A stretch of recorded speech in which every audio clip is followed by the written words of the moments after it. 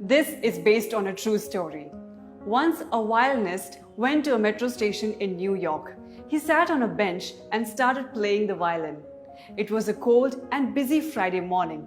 Thousands of people were passing through the metro station. The violinist played 6 to 7 musical pieces for an hour. None of the people passing by even noticed him playing. Most of them were on their way to work.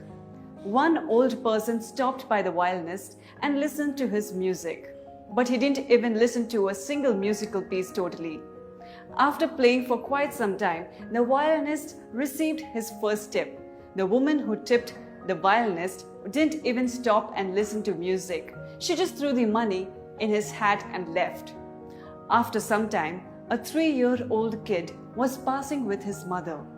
The kid stopped for a while to listen to the violinist. But his mother was in a hurry. She scolded the kid for wasting the time and pushed him to continue walking. The kid looked fascinated by the music, but his mother was in a hurry. He was continuously turning his head to see the violinist as he left with his mom.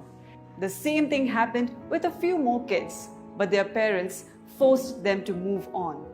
The violinist played for an hour, but only 7 people stopped and listened to for a few minutes.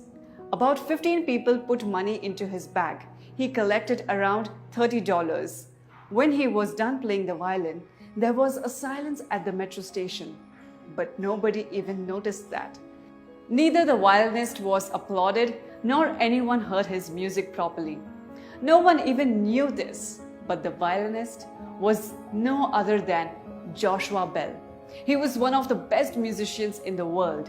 He played one of the most expensive musical pieces ever written with a violin on the station. That musical piece was worth around $3.5 million. 2 days before this incident on the subway, a show of Joshua Bell was sold out. The show was in Boston and the cost of a single seat was $100. This is a true story.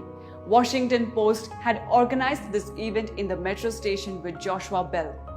It was a social experiment to acknowledge and determine the taste, perception, and priorities of people.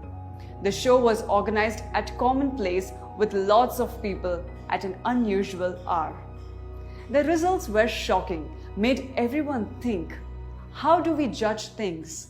How do we acknowledge beauty? We seem to concentrate on something when we are paying for it. Most of those people in the metro station would agree to pay to hear Joshua Bell's music.